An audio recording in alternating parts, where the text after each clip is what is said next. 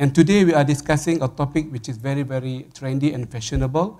If I may start again with the guru of Sukuk and the mentor of so many scholars and practitioners in this world, Dr. Elgari.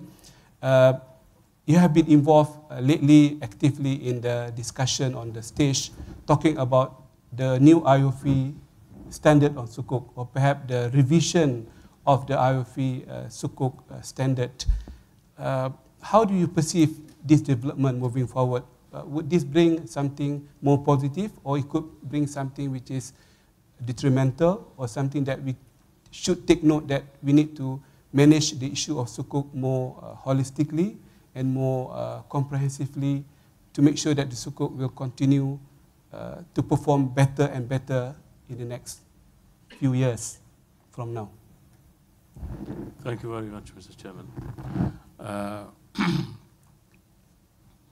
I really don't know what is going to happen in the future, of course, but I have two observations.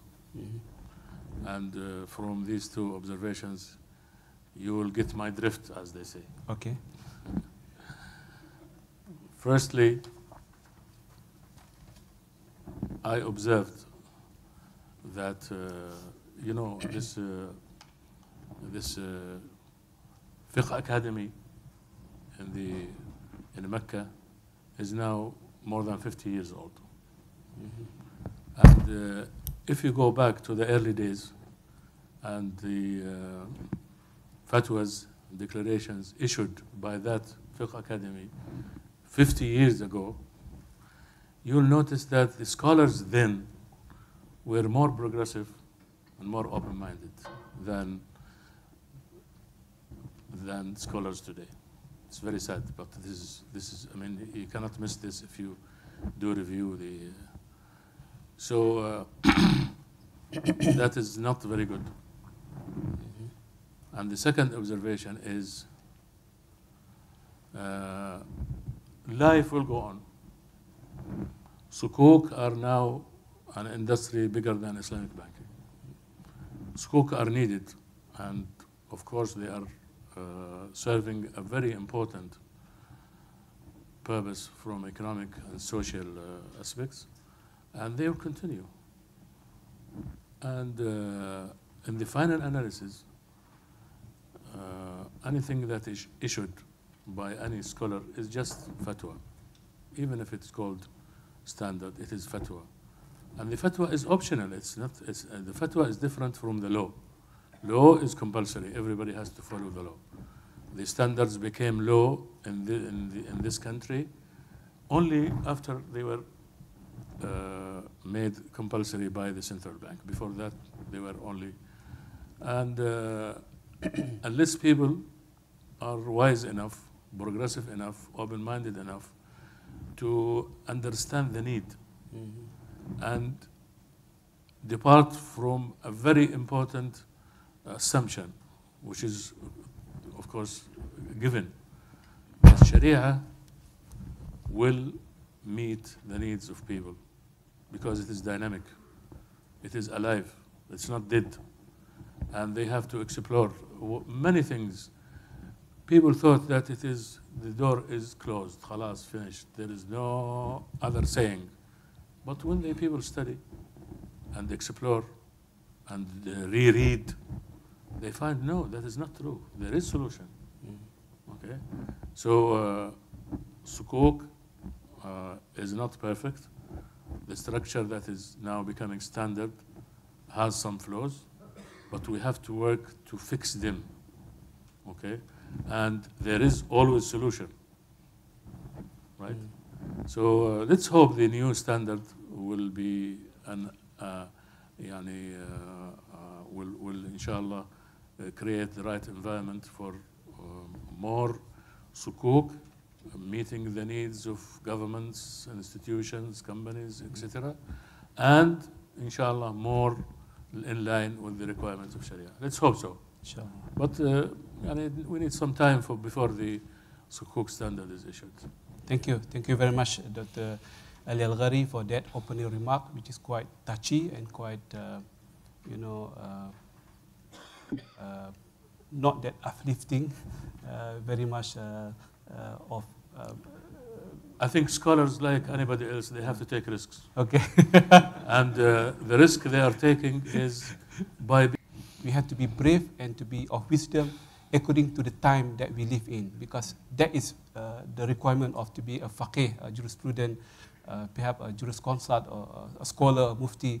You have to be able to be brave, to be courageous, and to be of wisdom according to the time, according to the requirement of the time. Thank you very much for that opening remarks. We're going to follow up later on few dimensions of that opening remark.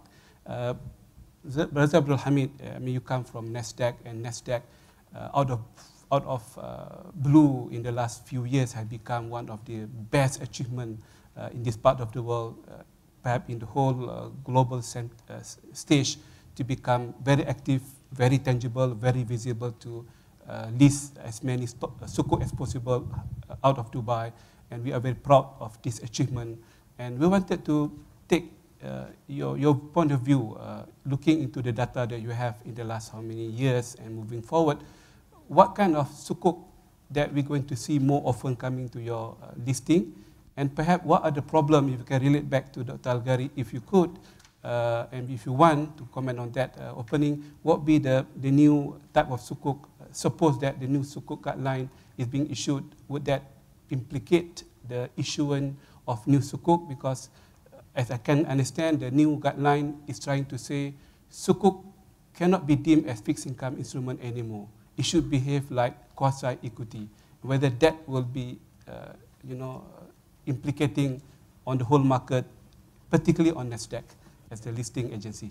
Excellent. Thank you very much, Doctor, and thank you, everyone. Look, for us, Sukuk is very important.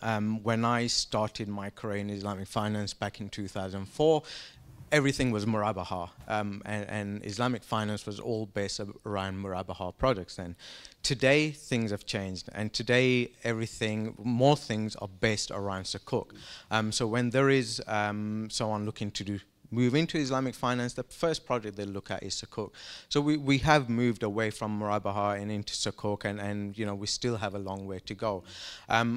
What have we been seeing over the recent years when it comes to Sukuk?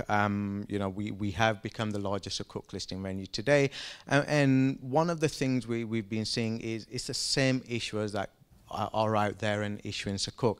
Every year we do have one or two new issuers that come to a market, but it's always the same institutions that are issuing. So one of the questions Dr. Daud Bakar alluded to is around the market. What happens if the market slows down?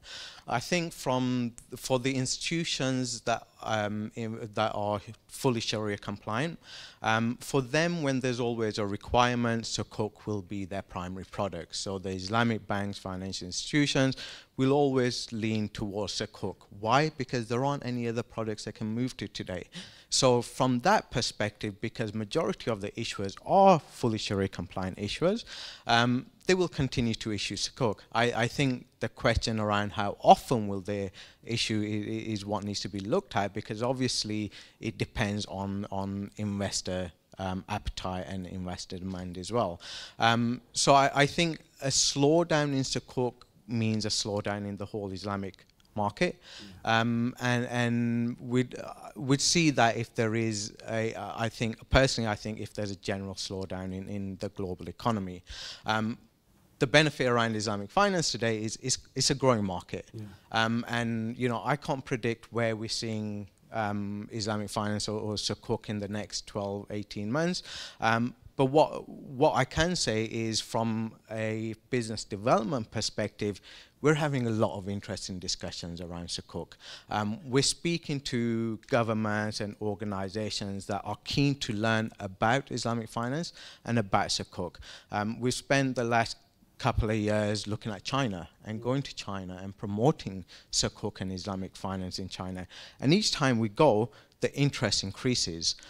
There are some limitations around institutions in China issuing Sukuk, obviously from a regulations perspective, but the regulators are more interested in it today as well. CIS region there's huge potential there. But again, they're a little bit scared around Islamic finance, obviously because of their history, but they're taking steps to move forward. And for us right now, Africa is very important. The opportunities that we see around Africa is humongous. So there's going to be a lot that we think we'll see from Africa as well. What we're doing today is we're promoting Sukuk around the world. Why? Because for the Sukuk market to grow, for Islamic finance to grow, we need education. And it's what you started the session off with earlier by saying that institutions look at the bottom line, they look at profitability. I think for us, Islamic finance is something different. Although we're the largest Sukuk listing venue today, we don't make money out of Sukuk. We spend more on promoting Sukuk. Yeah.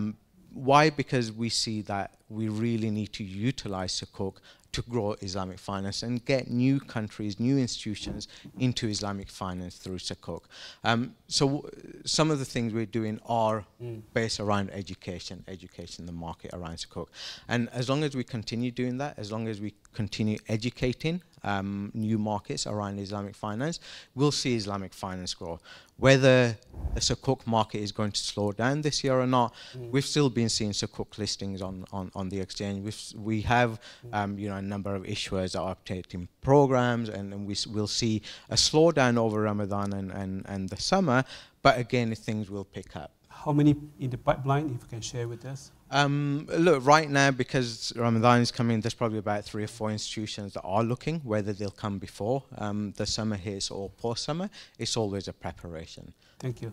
Thank you very much. And my apology for pronouncing your name wrongly, Mr. Tahir Mahmood, Head of Business Development of Nasdaq. Thank you very much for being with us.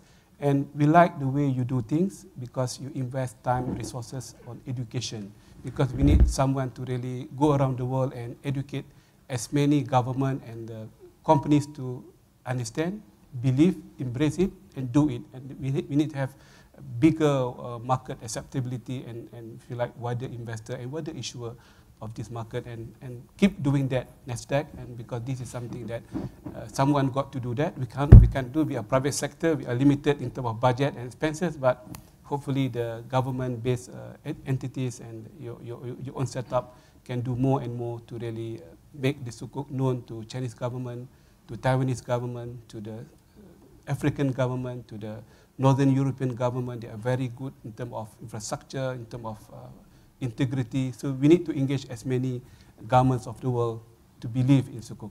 Thank you very much. Aiman, again, you have been working on Sukuk in the last how many years?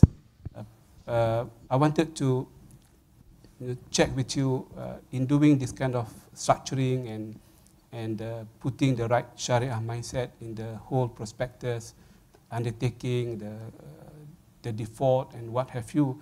What would be the most challenging aspect in terms of structuring Sukuk to make it a doable Sukuk for all stakeholders to celebrate this kind of Sukuk when they go out to the market? Yeah. Assalamu alaikum. Good morning. Thank you, Mr. Moderator, our Chairman, Dr. Mohamed Bakar, Dr. Elgari, Mr. Tahir, and distinguished members of the floor. As one of the consultants in Amanie Advisors, we are very fortunate, we're very honored, pleased to have been part of the development of the Sukuk industry and have been appointed and approached by a lot of clients, either from the investors or from the issuers, to assist them in raising capital from the Islamic capital market. So because of that, we've been with them since the beginning to the middle until the end. So along the way, we've faced a lot of questions, a lot of discussion sessions, in intellectual discourses, and a lot of pit stops, because some Sukuk they finally materializes, and some they just stop in the middle because of various reasons. So because of that, we were fortunate to have seen the various issues and challenges faced in Sukuk issuance. So I'll probably just highlight on the 2 or 3 main issues or challenges when it comes to Sukuk issuance. Number one is on the issues of assets. So the first thing that normally comes into mind when you wish to issue a Sukuk is what are the assets available. So not all issuers have assets. So when we talk to the sovereigns, they would have assets, they have the buildings and everything. But then again, there's another issue of, is this a suitable asset? Or otherwise, or what are the challenges to this asset? So for instance, the government, when they issue Sukuk, they want to use their office buildings as an asset. So then again, you have the tenants. So some of the tenants not only do Sharia compliant activities, maybe it's involved in conventional banking or something which is deemed to be Sharia non-compliant. And then there's an issue of competing tenancy. So when you want to transfer the Sukuk asset to the SPV, so there's an existing tenant, so competing tenancy. And then so various issues with regards to the asset itself, even if you have an asset. What more if you don't have assets? And then another thing is that we have to try to move away from looking at the only tangible nature, the traditional assets. So we were talking about non-tangible assets nowadays. So we've seen in Emirates Airlines Sukuk, so we're using 80 kms, ton kilometers. Dr. Daud has written a book on Emirates Airlines Sukuk. So these are innovative assets, underlying assets that we can use as a Sukuk asset. So the rights of travel in the future.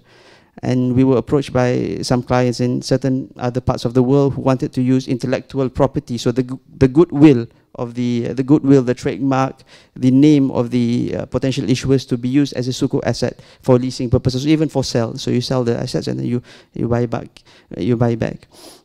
So that's on the asset. And number two, I would say the main question is with regards to tradability. So everyone would want to make their Sukuk tradable to buy and sell at the secondary market. So then again, when you don't have assets, then commodity murabah will typically be the only solution. So we're sitting in the middle between wanting a fixed income as well as wanting something to be tradable. So when you're talking about equity structures, mudarabah, wakalah, then you're talking about non-fixed return. So because of that, we create the hybrid structure between the debt and the equity structure. So you have the questions of what's the ratio between the debt and the equity. So you have IOFI standards, you have Islamic Fiqh Academy standards. So you have to choose again. So the hybrid structure itself is a very interesting structure because why? Because you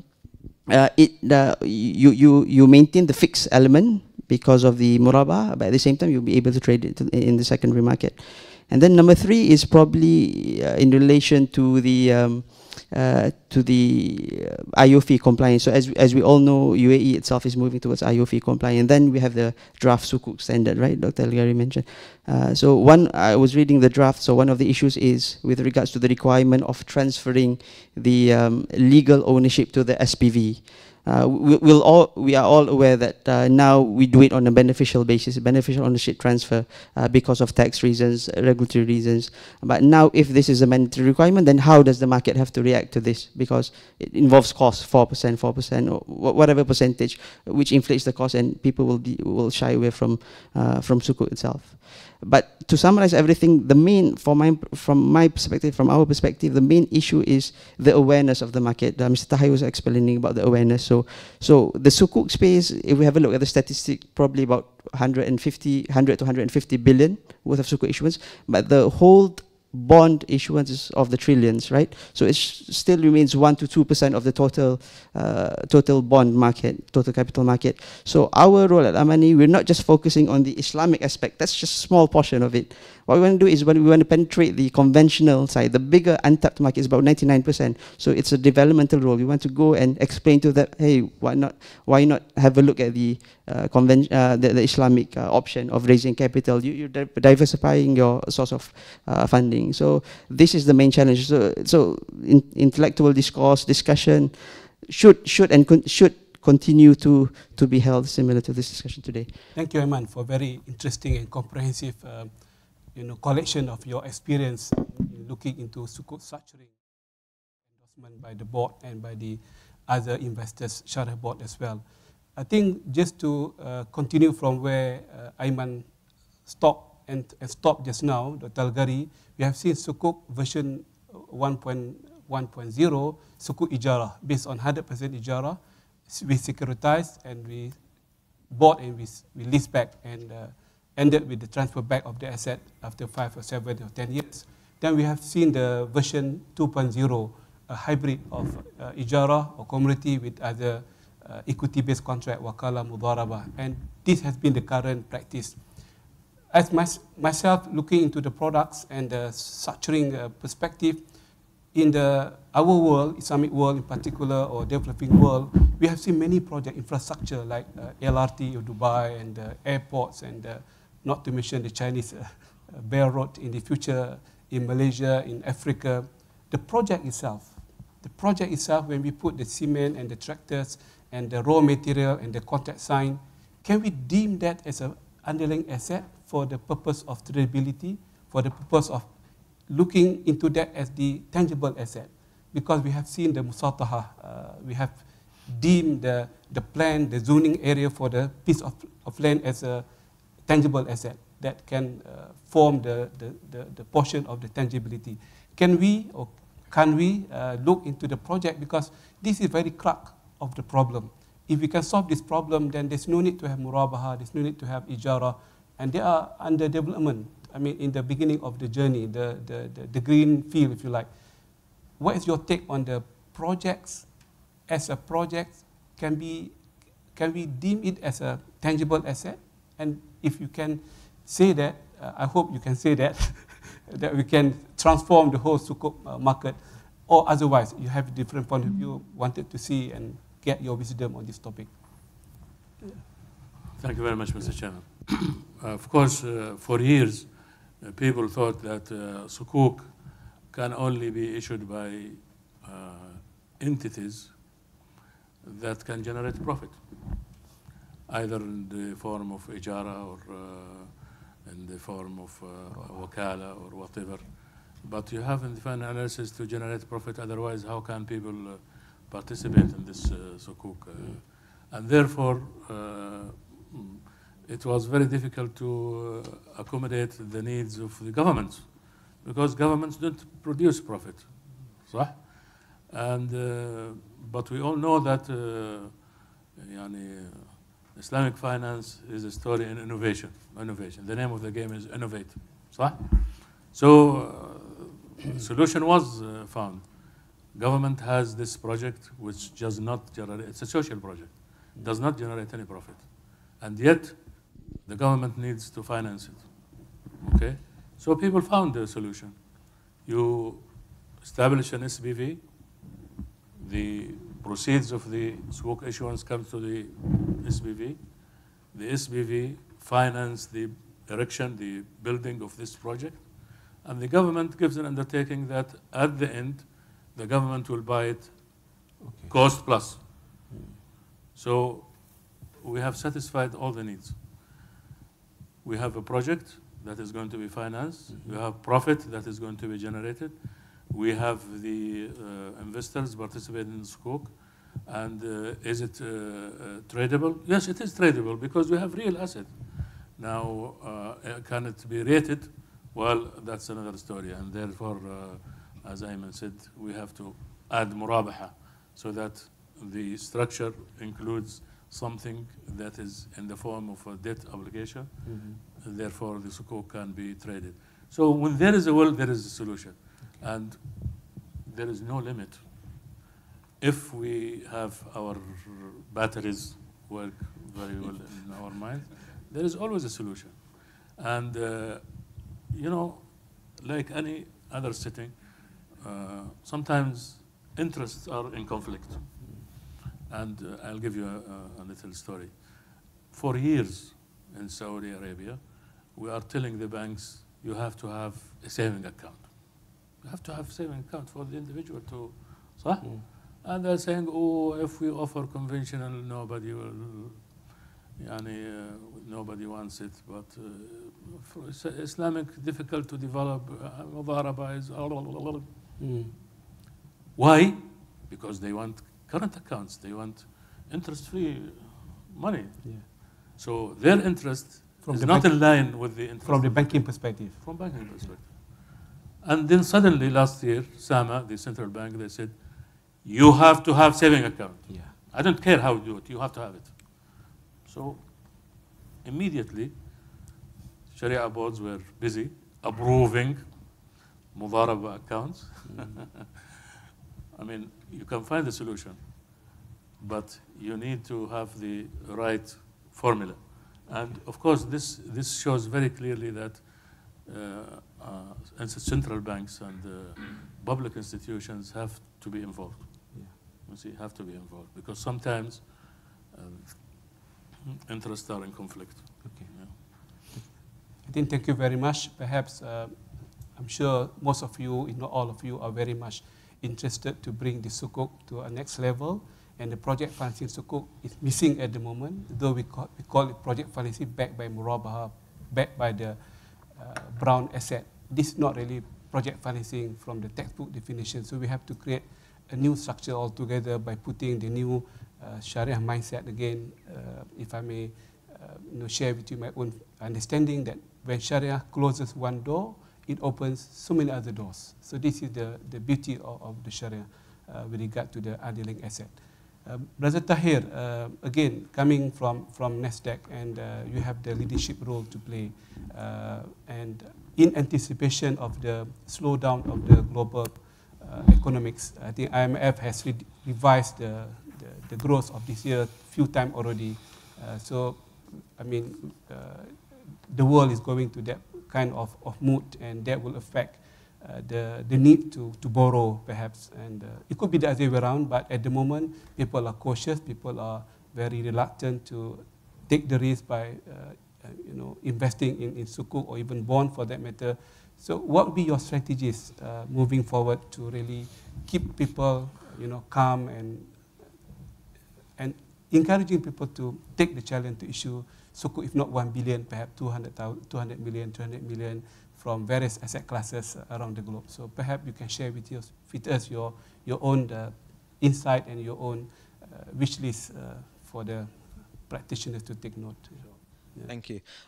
Look, from our perspective at the exchange, when it comes to Sukuk and there's a slowdown in Sukuk, we're only affected from a listings perspective, because if there's less Sukuk being issued, there's less listings. Why do I say only from a listing? Because trading-wise, it's all OTC. Traded, and a lot of Sukuk are held still today they're held to maturity by institutions. Why? Because of the supply and demand issue we have around Sukuk. For us as an exchange, one of the things we do, and we do throughout our all our different asset classes, we have times when things slow down and things become quieter. But what we do is we take that opportunity to try and create new products. And this is something that we're actually looking at right now. Around Sukuk, what can we do to help, not just help develop the market, but help the institutions, the investors that currently have Sukuk, and then you've got the equities market. But a lot of investors, because of the risks associated around equities, you need to know what you're doing, what you're investing in, things like that. They shy away from equities, although there are some very good Sharia compliant equities out there, which people aren't aware. Just with us, 90% of our equities are actually Sharia compliant. The two REITs we have are Sharia compliant, but it's just a lack of knowledge out there from investors for them to realize, yes, equities are Sharia compliant. So from a retail investor's perspective, there are limited products, and we're trying to push retail Sukuk today to be developed. When you look at it from an issuer's perspective, yes, there is interest from issuers, but the question is it really needed? Why? Because Sukuk are 2, 3, 5 times oversubscribed when they go to institutional investors. So is there really a need for them to tap a new investor base? We look at it from the other aspect. We look at it from the aspect that we need to develop Islamic finance from a retail perspective as well, not just look at the large institutional investors. So yes, from that perspective, retail Sukuk is needed. Don't just look at, as an issuer, don't just look at, do you need to broaden your investor base? Look at the fact that you can actually get better pricing because retail are less demanding than institutional investors. You can actually, have more stakeholder engagement. We were having a discussion with one bank, Islamic bank, and They said, we like this idea because if we did an exclusive retail Sukuk for our customers, it means we can potentially onboard more customers, so open more current accounts. So coming back to banks wanting to have current accounts is a good way to do that.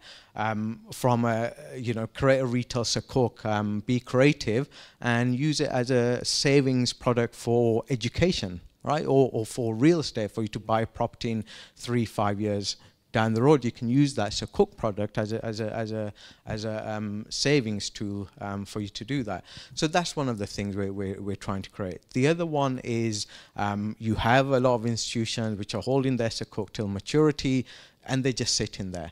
So it's like a Sharia compliant repo alternative. Yes. That's something we've been talking about, and it's taking time. But we're speaking with some of the great leading institutions around Islamic finance on how can we develop that and get it out to the market. And then the third one is ETFs. We're speaking to a couple of entities around Sukuk ETFs.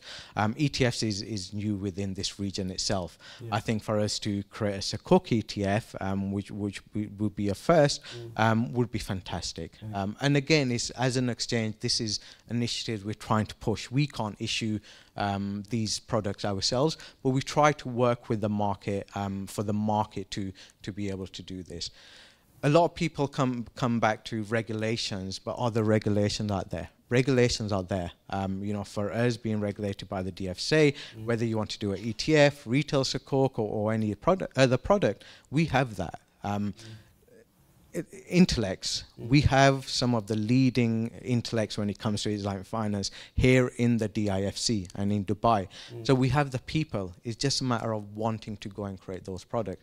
So when things slow down from a economy perspective, for us at the exchange, it's all about trying to bring new opportunities. Thank you. I think the last 2 points you mentioned is quite interesting, because we are talking about how could we securitize the existing Sukuk on the listing platform rather than leaving them idle, so we can put some product and structure to securitize, to leverage on the very existence of this Sukuk on the platform. There could be more than 2 strategies, and perhaps we can talk in the bit later how can we transform the sleeping Sukuk into working Sukuk, if you like, in the slowdown of the economy.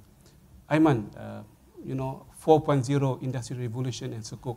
People are talking about Sukuk based on blockchain, where the blockchain can transform the whole value chain of Sukuk, from the prospectus, from the disclosure, from rating, from the trading platform, all the way to to the price discovery, to have the yield curve. Everything can be done through blockchain.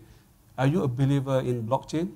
You should be a believer as we move forward. How could the blockchain help the industry by having the smart technology cheaper, more open, more transparent, and more tangible moving forward?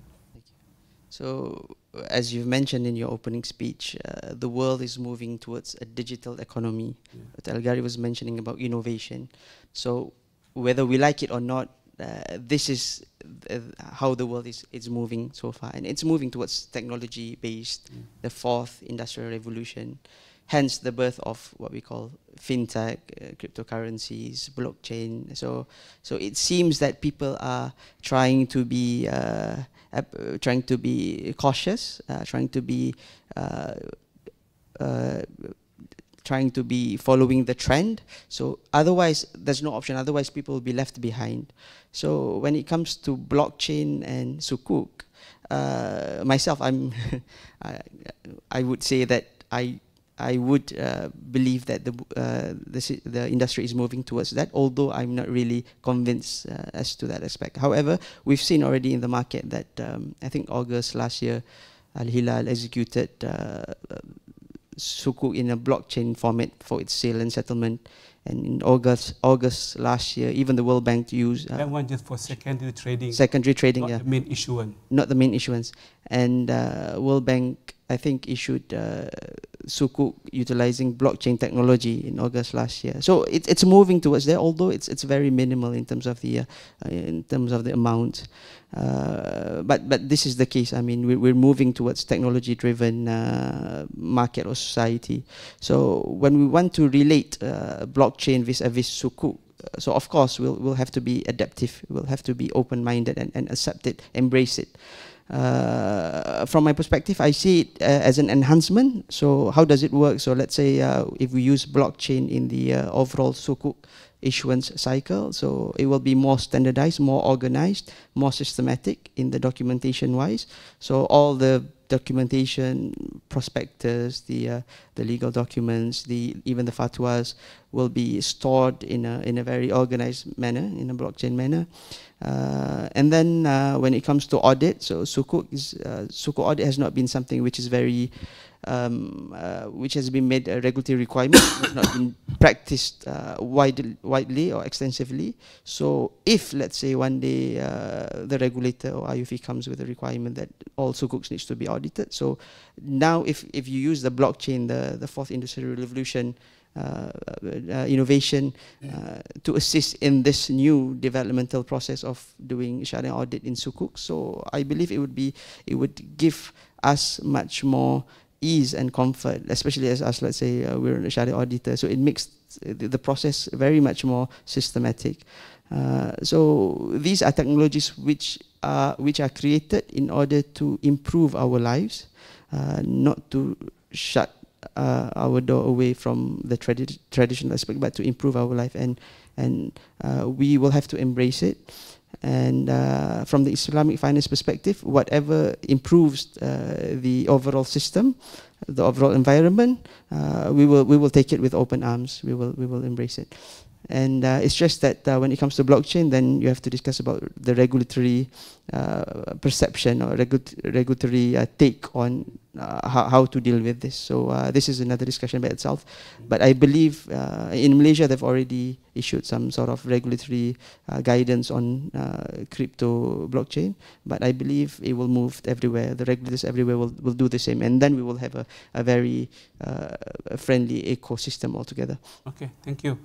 I think, as you know, the World Bank has issued the first bond based on the blockchain in Australia. Not that big amount, 100+ million Aussie dollar, and it has shown that the cost of issuance or the financial intermediaries has been reduced significantly, because there is help on the overall cost, perspective, and we have to see how the World Bank and the big boys in the market will take this forward, and to see how can we put blockchain has no religion again. Blockchain is a technology. It make everything transparent, tangible, very much visible through internet. What is happening on everything that you do is the public domain at the end of the day. So I will stop at that juncture.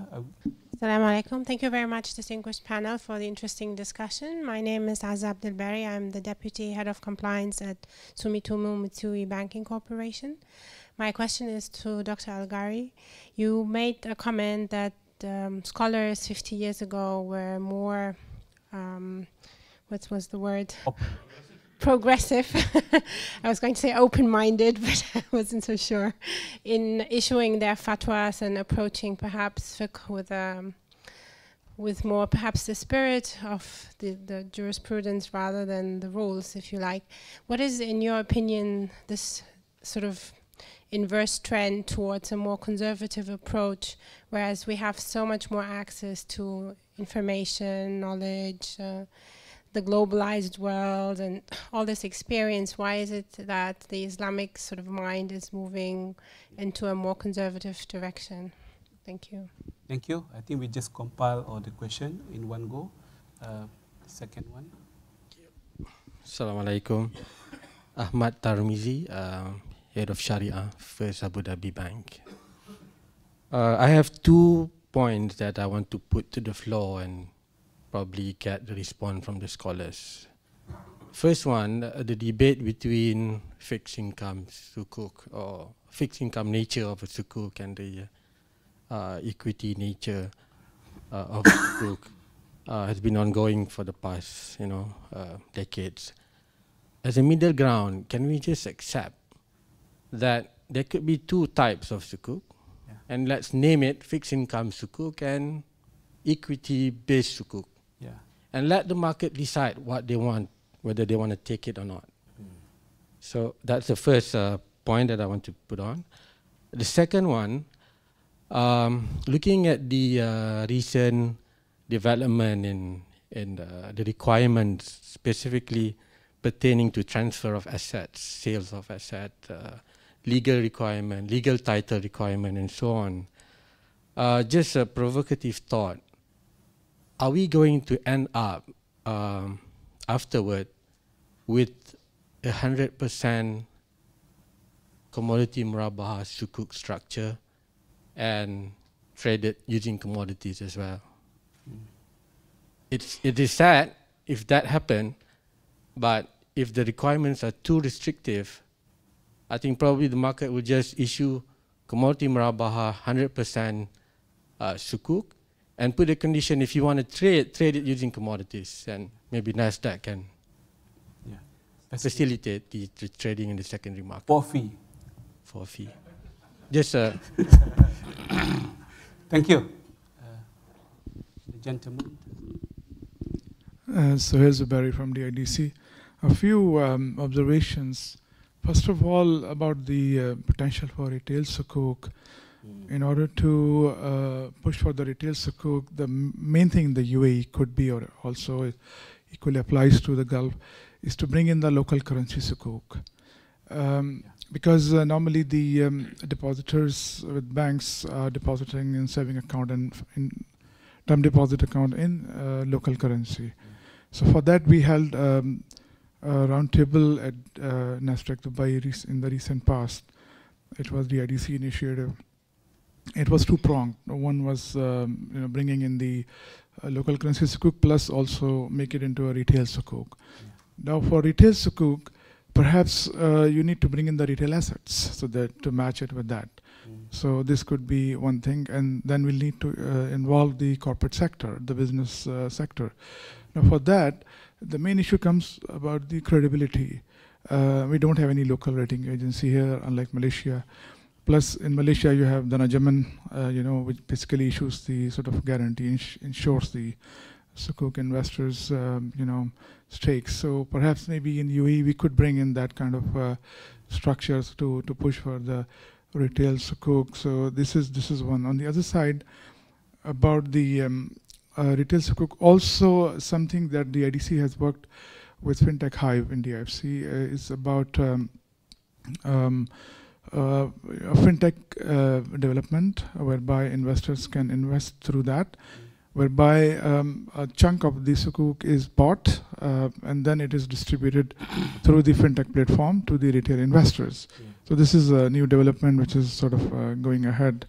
And apart from that, discussed about the new types of asset. I think monetization of the future capacity, that you mentioned about the Emirates. I was there in the Shariah when we did that for Emirates Airline to monetize the future capacity. The same can be applied for the roads, for example. It could be applied for parking spaces, for example. It could be, so many things which could be sort of brought in. So there's a few thoughts that I thought of sharing. Thank you. Perhaps the last person to intervene. Assalamu alaikum. My name is Sadakat Khan. I am from Sharia Compliant Medical Center. Anything can be Sharia compliant in industry. No, I'm former Islamic banker and passionate to Islamic banking still. My question is from Sheikh Elgari, that retail sukuk, how by Sharia parameters, in terms of Sharia parameter, would be different from the corporate sukuk? Is their structure will be different, or Sharia principle for the retail sukuk would be different than corporate sukuk? This is one question. Second question, regarding implementation or execution of Sukuk, to the extent of documentation, Sukuks are being, executed as per defined Sharia compliant processes. Yeah. Because Sharia scholars, I believe, they have lot of, they have put lot of efforts to design and improve and introduce new Sukuks. Yeah. And they spend day and night, I believe, Yeah. for the Sukuk, a very typical product. But on the other hand, the accounting process and execution of some areas which should reflect the true implementation or execution of Sukuk in the books of banks. That side is having still weaknesses, because suppose as per asset-based Sukuk, as per Sharia structure, SPVs are there to purchase the bank's assets. Yeah. Whereas if you review the bank or their reportings in their financial, still they will be showing Sukuk as their liability, and asset will be commingled with the bank's assets. Yeah. So Sharia compliant execution is not restricted to the documentation only. It should go through the accounting process as well, as defined by AOFI accounting standard required. So how this may be ensured? Yeah. Okay, thank you very much for 4 interesting and tough questions coming from the floor. I will invite Dr. Elgari first to start answering. You can choose whatever question, and followed by Mr. Tahir and Aiman. Perhaps 3 minutes each or 2 minutes each, just to wrap up the session. Thank you very much, Mr. Chairman. And thank you very much for the question. I never thought about this question. We should explore why this is happening. I think from the top of my head, one of the reasons is because scholars are a product of the education system they go through, and the education system is not producing the right people. Firstly, it is focusing on quantity rather than quality. And the second thing is, scholars are not the same. And if you read the biographies of the classical scholars, the highest praise they can put on a scholar, they say, كان فقيه النفس, meaning that he absorbed Sharia to the point that he has a feeling, doesn't need to go through the analysis to solve the formulas so that he can reach the judgment. كان فقيه النفس. This kind of people we don't have anymore, unfortunately. So we are approaching the problems we face in a rather mechanical way. And this is I mean, of course it can produce results, but we should go, I wish we are dealing with it at a higher, we have to understand that what is Sharia? Islam's purpose, the objective of having these rules for transactions, for contracts, gharar, riba, things like this. Why? Well, these are not like prayer and fasting, Ramadan. This is not ibadah. The purpose is to have fairness when people deal with each other. And the second thing is to avoid everything that can create animosity between people, a conflict, adawa, etc. This is the purpose. So when you read, you find why is gharar haram? Because gharar creates this kind of ill relationship in the society. No social peace becomes threatened with this. So once we absorb this, we can navigate our way to see what is wrong and what is right. You see, because we have a huge heritage. We have how many, 1,500 years of accumulating this knowledge, this becomes a burden sometimes. Because you will find, and the Muslims in the past, they were very keen to record every view. They are not undermining any scholar.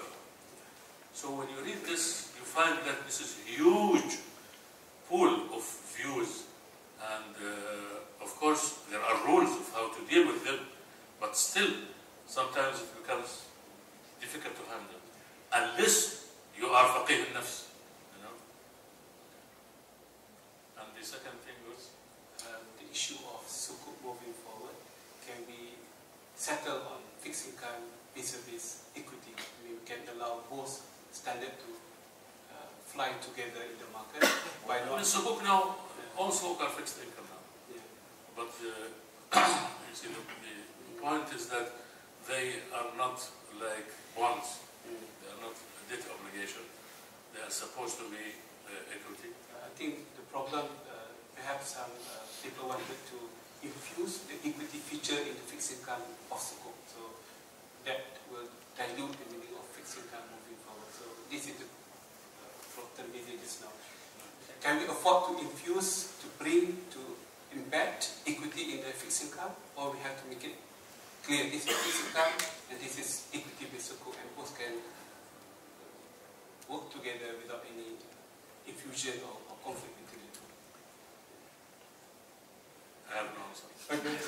That is good for the third session. And legal transfer. The issue of legal transfer. Legal transfer is legal. So in every country there is a legal definition. Yeah, legal definition of ownership and of transfer of ownership. For instance, in Saudi Arabia, of course, like any other country, to transfer the ownership, you have to go to the Katib al-Adl, they call it, and you have to change the registration of this property from X to Y. This is just like any other country. But courts, they entertain claim of ownership, even if it is not registered. In other countries, this is not the case, right? So in every country has its, from Sharia point of view,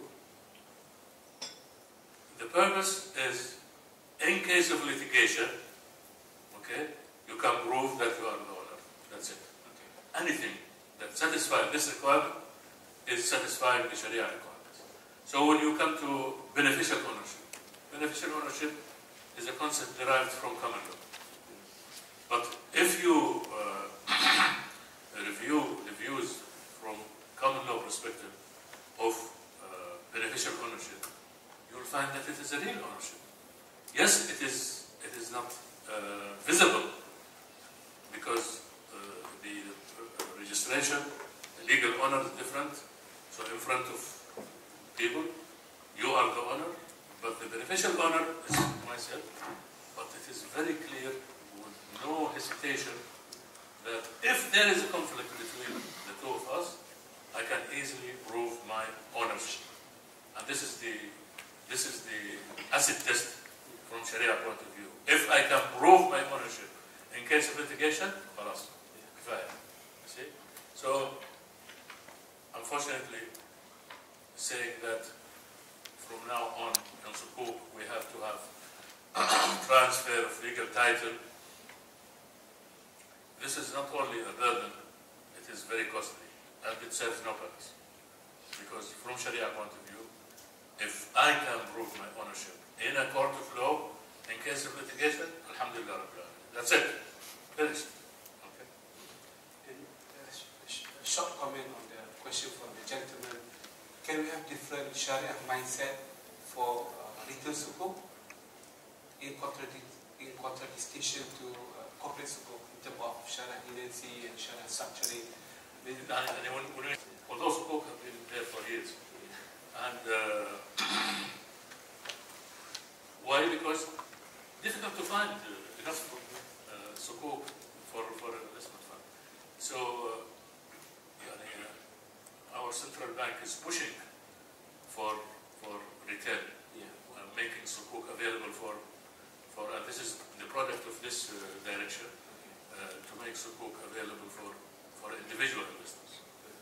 And the more Sukuk we have, of course, the more supply, create ETFs and create other investment funds that makes Sukuk available for. Thank you. Thank you. I think just starting with Ahmed's point around commodity murabaha, the industry needs to stop calling it commodity murabaha, because there are solutions there today which don't use commodity. You know, we use Sukuk. There's various other solutions that use other assets as opposed to metals and commodities. So that mindset needs to change as well. Just quickly touching up on the retail Sukuk, the gentleman asked what's the difference between retail and corporate. Essentially, there's one difference. It's a minimum investment size. Today, when a Sukuk is issued, minimum investment is 150,000, 200,000. So as a retail customer, it is too much for you. What we're trying to do is bring that down to, say, 100 or $500 or 1,000 dirhams as a minimum investment. So a retail investor can invest. How much additional work is there needed? Essentially, we've looked at it with some law firms and with the DFSA, and there's just a few additional disclosures that are required in the prospectus. Otherwise, there isn't a lot of work. I think where the work is where it's reaching out to the retail investors and getting them to subscribe. So essentially, it's like an IPO. And there are corporates today in Dubai and in the UAE, apart from the financial institutions. You've got Emirates, you've got Damac, you've got MAF. There are a lot of corporates who can actually go out and do this as well.